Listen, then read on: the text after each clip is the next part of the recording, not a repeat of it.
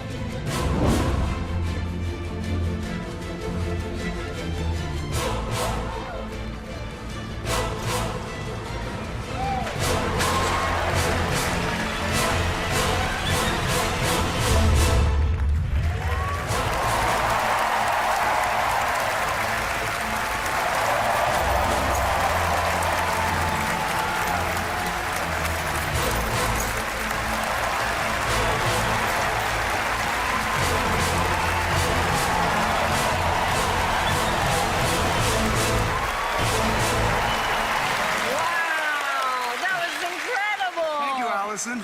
Woo! Oh, man, that was intense. Thank you very much. All right, You're breathing almost as hard as I am. Well, I wasn't breathing through that entire thing. I find myself, like, holding my breath and then being a little dizzy when I come out. But I'm glad you survived. I did okay. I'm a little worried about your friend there. Don't worry, she knows the safe word. Okay, good. Phew. So you live in Canada. Yeah, I have a theater up in Canada, in Niagara Falls, the Greg Frewin Theater. Took us about 2 months to figure the name out. Yeah. But, yeah. And you do acts like this in your show? That's correct. Our show's very large, illusions like this. I actually have 5 tigers, about 30 birds, 2 dogs, 2 kids, and a wife. Wow. Who's the most trouble? The husband. Ah, good answer. Growing up, were your kids like the most popular kids because you had 5 tigers? Well, kind of. Here's the interesting thing. My daughter actually came home from school one day and she said, Dad, I was at school and I said to my friends, oh, I have cats. And they said, yeah, we have cats too. And then she didn't realize that our cats are a little bit bigger. Yeah. So is this a one-of-a-kind? You created it and... That's correct. This is actually an illusion I created, and I actually built this myself. Well, that's amazing and disturbing. All right. Well, I've given them enough time, so I'm going to interrupt whatever they're doing. Uh-oh. Penn, Teller. There you are interrupting us again. Man, this is the biggest trick we've had. And in my world, bigger is always better. You and me are both on the same page. And I'll also tell you that bigger is also more difficult. That's correct. You can fool people a lot easier with a small deck of cards than you can with a big spectacle. And it takes more people. It's not just me. Yeah, and you have wonderful people assisting you, wonderful dancers. The whole production is absolutely beautiful.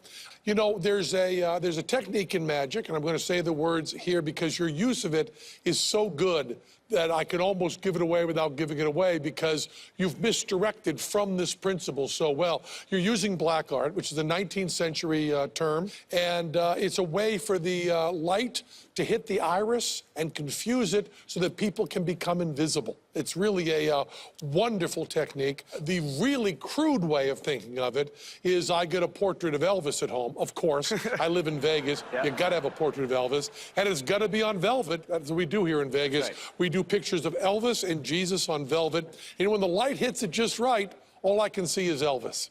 And that's the basic principle, and it's so well misdirected that you have to have a pretty sophisticated knowledge of magic to put this together. We thought it was beautiful and the biggest, and therefore, the best.